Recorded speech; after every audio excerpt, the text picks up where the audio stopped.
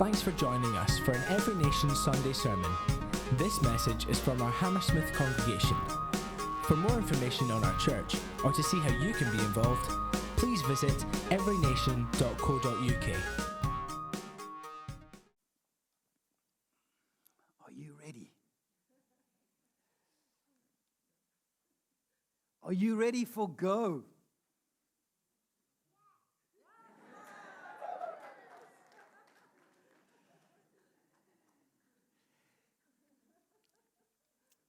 Over the next 3 weeks, we're going to do this series called Get Set.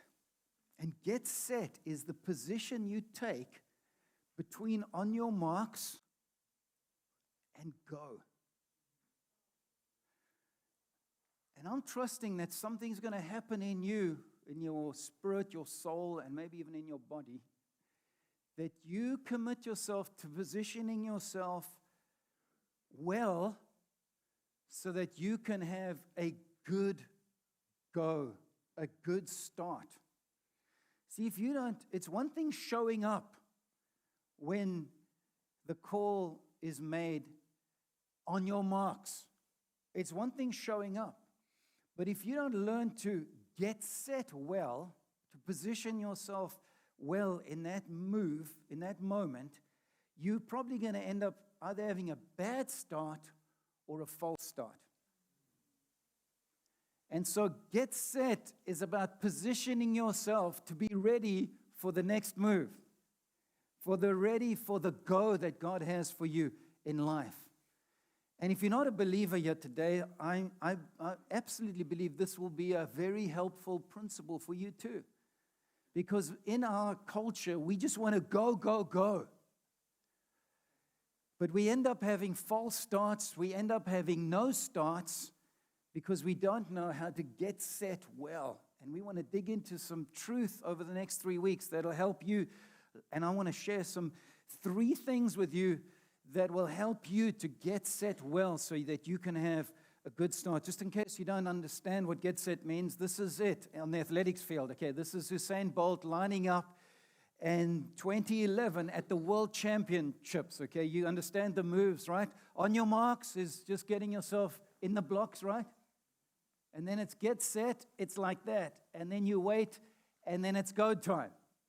And the way you set yourself in the get set call is really going to determine how you start. Would you agree? Simple principle, right? Simple principle. But this is what happened in 2011 when Usain Bolt heard get set.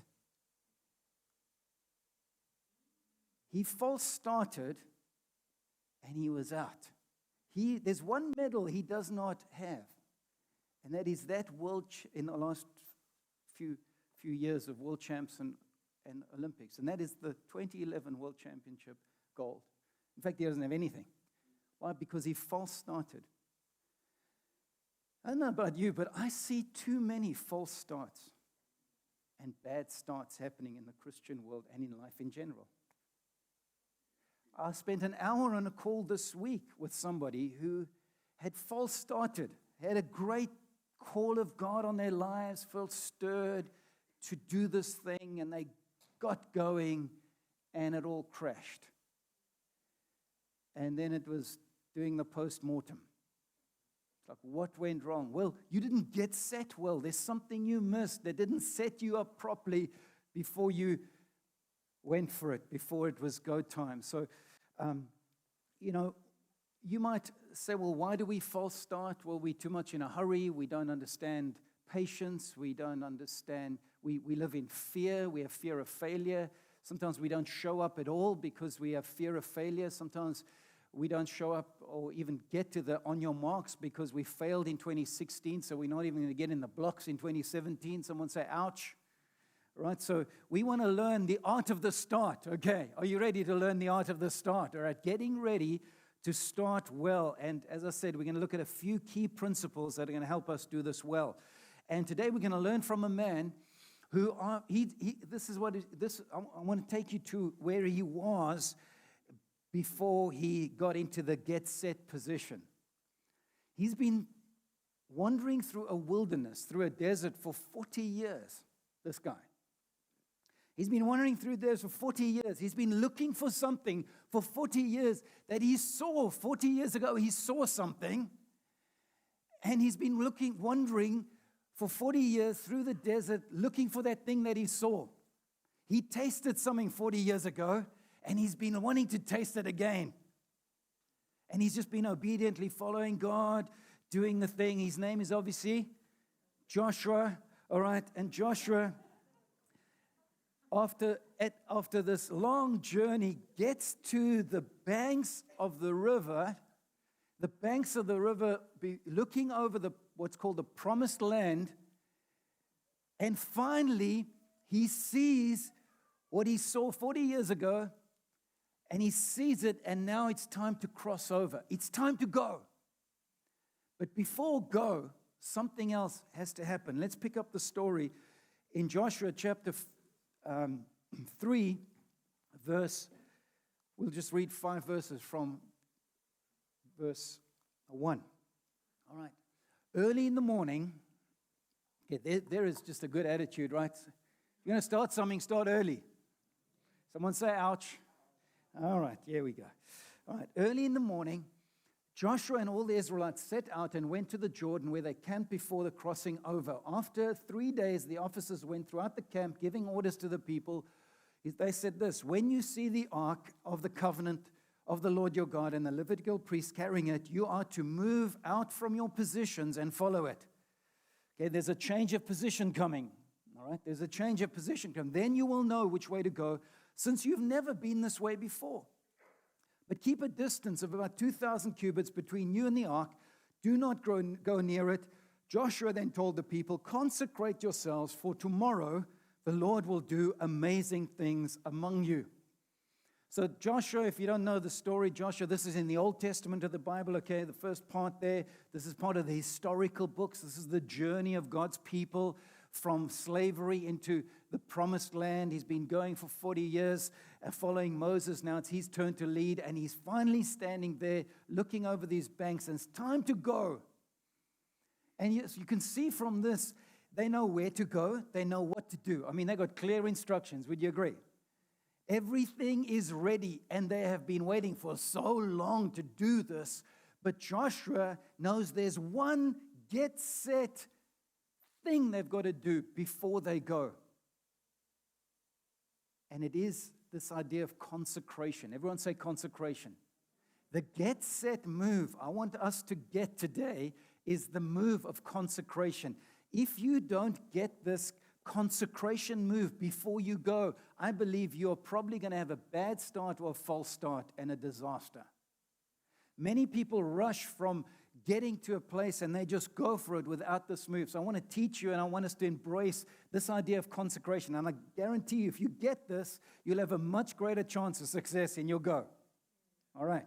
So let's have a look at this. What does consecration mean? Okay, consecration. By the way, notice that they had a hope for tomorrow. Joshua says, listen, stop, everybody. We're not yet going. We're not yet going to follow. We're not crossing over yet. We've got to consecrate ourselves today. And so before we look at what it means, because basically consecration is this act that you do today to prepare you for tomorrow, right? You do some today that prepares you for tomorrow. You know, Nike used to have this advert, today is your tomorrow. Okay, it's obviously in training. You want something tomorrow, do something today, right? If you want to succeed tomorrow, train today. Someone say, ouch again. All right, if you want to, but he says, consecrate yourself. That's the thing you're going to do, because tomorrow the Lord will do amazing things among you. Or some translations say, will do wonderful things among you. That word amazing, you know what? Do you ever use the word amazing? The pizza was amazing. Okay, guys, we're going to have some pizza next Friday night. It's going to be amazing. All right.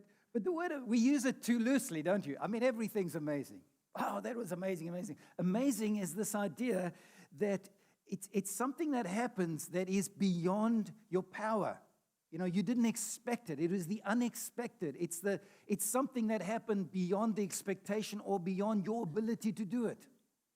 Some of us, many of us, most of us are facing things We have hopes for this year that seem beyond our ability to do them, right?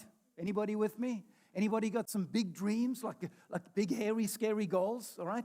If you've got one of those, it's over there, but between you and there is difficulty. It seems impossible. How's it going to happen? And if it did happen, it would be amazing. It would be wonderful. Wow, how did that happen? You see, when you consecrate, you do it in hope, because later Joshua would say, it's easy to look back on things, right, when they've succeeded. It's another thing to look forward in hope. But he looks back on this, and he actually says later on, not one word that God had spoken did not come to pass. That was amazing. That was wonderful. But it was looking forward, it was a real challenge, because he was about to cross over and face the giants that those other 10 spies had seen and got scared by, right? He was about to face all of this, but he says, listen, the move we're going to make in order to set us up to succeed and to see the amazing of what we're trusting for is we're going to consecrate ourselves. We're going to do something today that will set us up for success tomorrow, for God to do something tomorrow. So let's have a quick look at what this is, and we're going to basically answer a couple of questions. What is consecration? Big word. You don't read it in the newspaper or hear it on the news anymore. All right, what is it to us? We're going to ask ourselves, well, how does it help me? Why should I do it? Okay. We're going to ask, well, how can we do it? And then, well, will you do it? And then we're going to have communion. All right. Consecration is this idea of taking the ordinary, or to declare something sacred. Okay, this is what the idea, the word consecration, which you find all over the Bible, particularly in the Old Testament, but we'll get into the New. To declare something sacred, or to dedicate something formally to a divine purpose. Okay, so to take something and to basically give it to God, to trust it to God, to give him ownership of it. That's the big idea of consecration. In the word consecration, it's rooted in the idea of sacred, of something sacred. So the original, now of course we consecrate ourselves to many things. You know, just like all words, they drift, don't they, in culture, they drift. So the idea of consecration was solely an idea of taking something or someone and dedicating them to God's purposes, to the worship of God. But as we drift through culture, of course, we consecrate ourselves to all sorts of things, don't we? We dedicate ourselves to all sorts of things. And I guess it's a truth. You and I will consecrate ourselves to something and someone in 2017. It's not like, will you? You will. It's just like, who will you consecrate yourself to? And what will you consecrate yourself to? What will you and I give ourselves to in 2017? So it's not, will you? You're going to do it. It's just like, who? But the point of this consecration here is to dedicate yourself to that divine purpose, okay? It means to declare something sacred, to dedicate to a divine purpose, to take the ordinary, everyday things and setting them apart for worship and service to God. This is the idea of consecration. To formally, in some cases, dedicate something to God. In the Hebrew tradition, you have kind of three words that help us understand consecration. It's dedication, separation, and ordination. Okay, dedication is this idea that I dedicate something or myself to you. Okay, we do baby dedications over here. All right, we're saying, hey, God, here we go.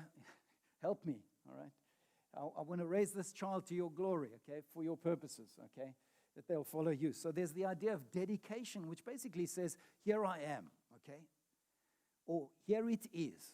So if you want to consecrate stuff to God or yourself to God, this is the first step to say, God, here I am. Okay, I dedicate myself to you and your purposes. Okay, and you can do that with, and the idea isn't just for special things, okay, it's ordinary things. If you think about, some of you might know the story of the temple and the tabernacle being built in the Bible. Many different things were put in the temple, and they were, made by artisans, etc. But once they got there, they were consecrated. So they became holy.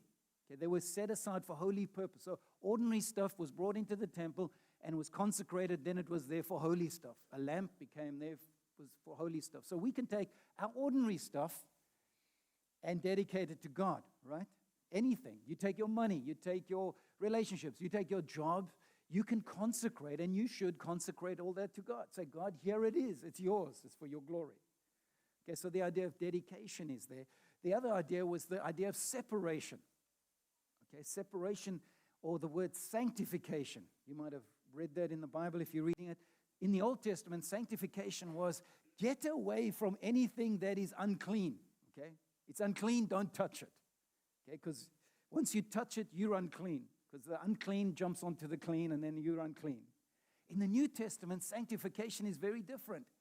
Sanctification is, of course, you got to flee some stuff, but sanctification is more touch the holy and become holy. This is huge for you. Because this is Christianity. This is the gospel. The gospel isn't stay away from bad stuff.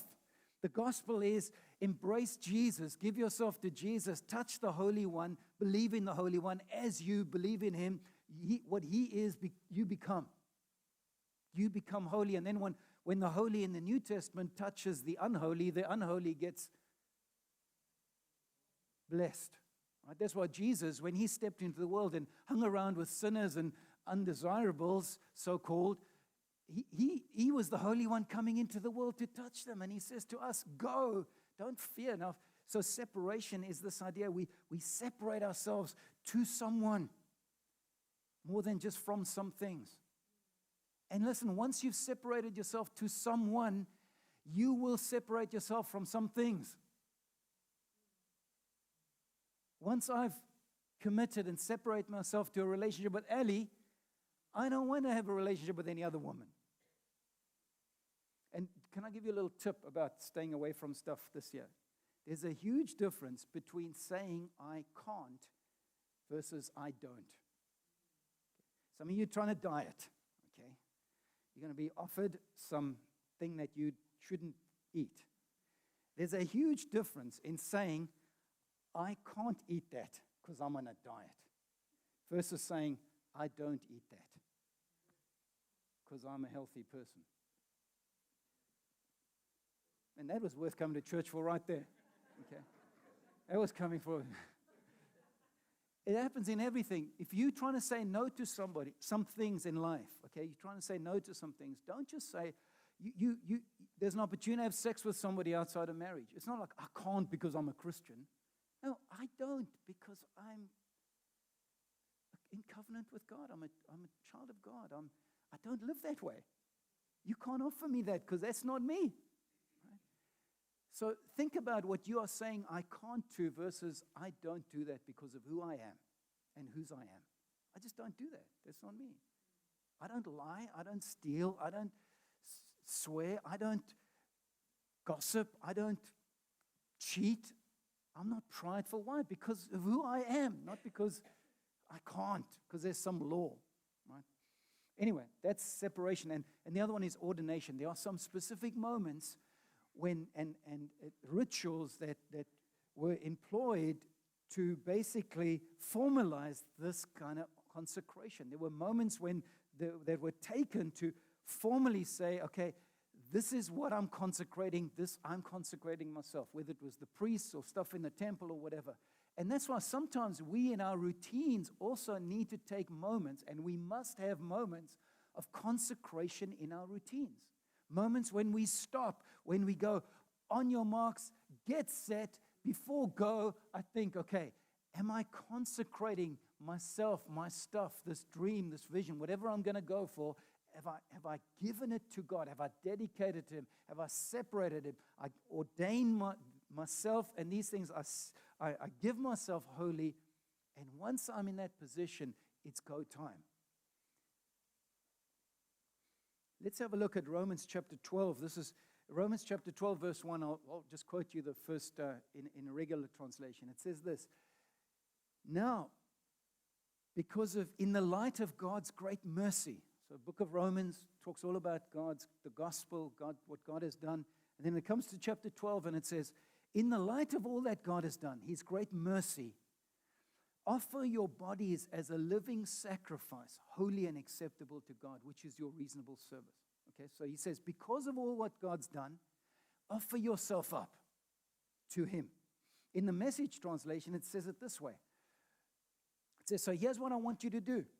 Okay, because of what? Because of all God's done. Here's what I want you to do, he says. God helping you. Take your everyday, ordinary life, you're sleeping, you're eating, you're going to work, you're walking around life, and place it before God. This is consecration, right? Because of what God's done, you say all your ordinary stuff, all the stuff in our lives, our relationships, our work, our money, our whatever, place it before God as an offering. Embracing what God does for you is the best thing you can do for Him. Don't become so well adjusted to your culture that you fit into it without thinking. Instead, fix your attention on God. This is consecration in the New Testament. The New Testament church started like this. They devoted themselves. They devoted themselves. This is what the early church, they consecrated. They said, God, we're here for you now. It's all about you. It's for you. Jesus said, if anyone wants to come after me, he must deny himself. Take up my cross. Follow me. This is also the idea of, hey, deny yourself. Give yourself wholly to Him. So I don't know what ordinary stuff you are holding back from God.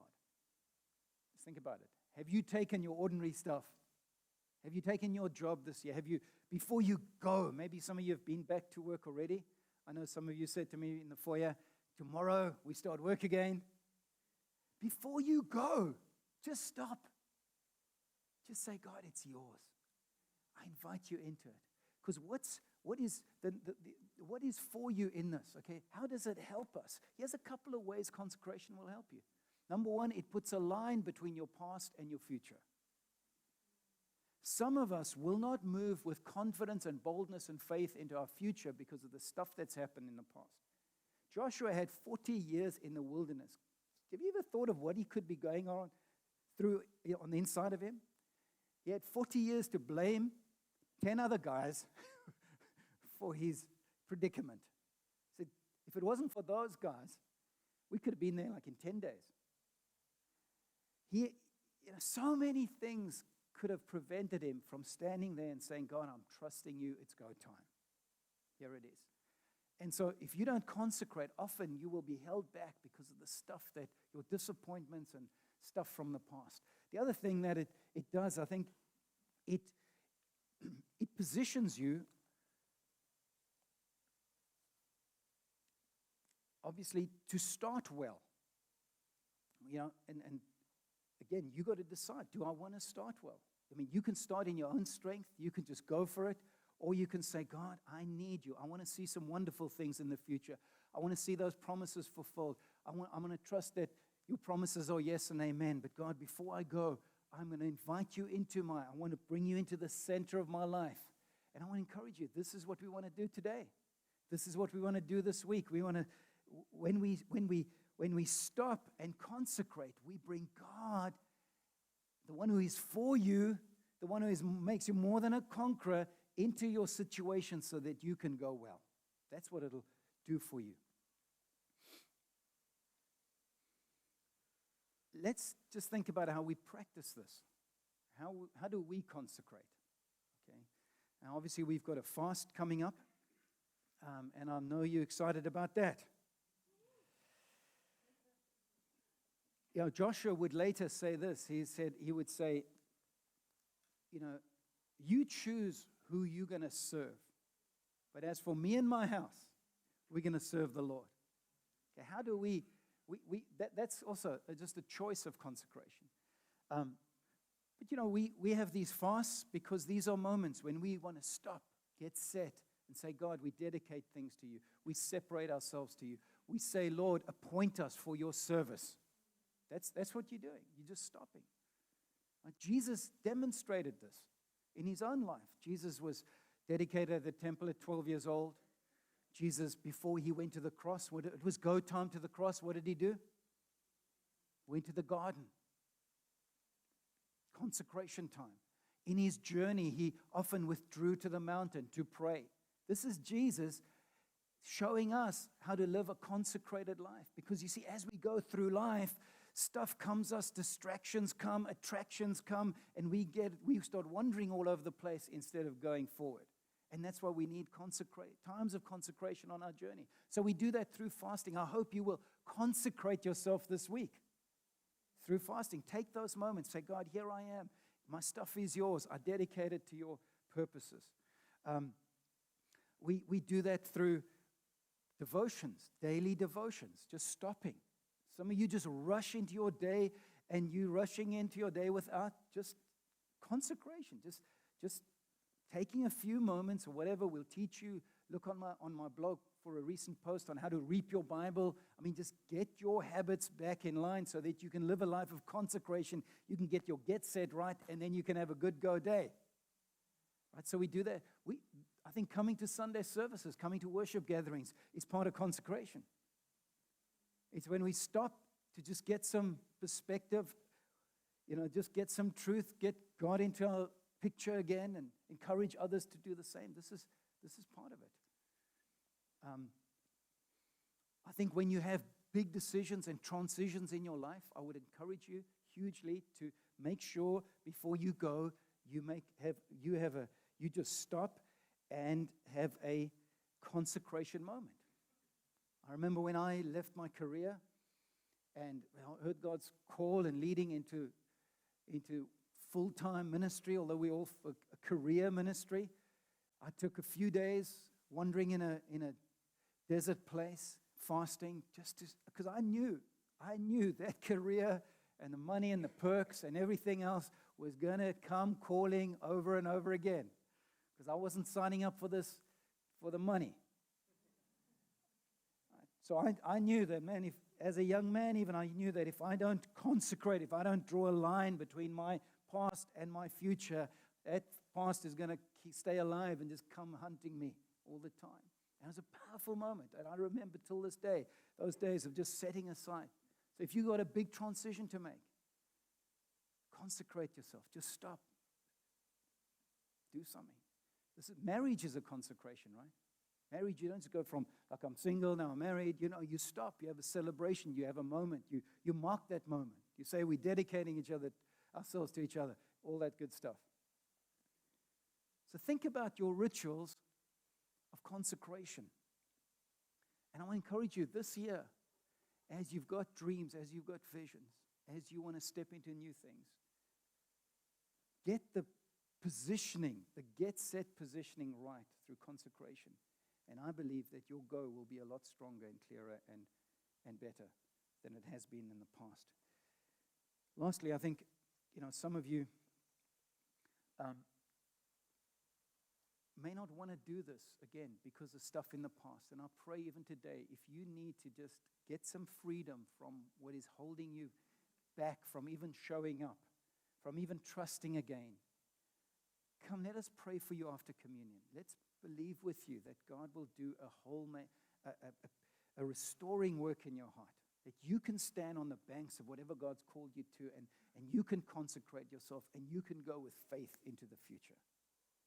Because there's some stuff that you need to leave behind. You need to draw some lines, even today, some of you, and step over. By the way, water baptism is another powerful consecration moment in the Christian life, right? And communion is too. Communion is when we stop again and we remember what it's all about, and we dedicate ourselves again to the one who is coming again. Didn't you love the song we sang today? He's returning, right? He's returning. But we stop because we forget that. We forget that. And Jesus said, listen, do this as often as you do it in remembrance of me. I got to get church. He's saying, church, I got to get you to stop sometime and remember what it's all about. Remember what I did and remember what I'm going to do. He calls us to these moments, and they are powerful to set us up for his go in our lives. This is my prayer for you, that you will learn the position of consecration and you will commit yourself to it. And as you do, you will see God come and Jesus and the Holy Spirit come into your life, into your situation, and you will go forward much more boldly and with much greater confidence than you have done in the past. Amen. Let's stand together. Those of you who are going to serve communion, please come forward.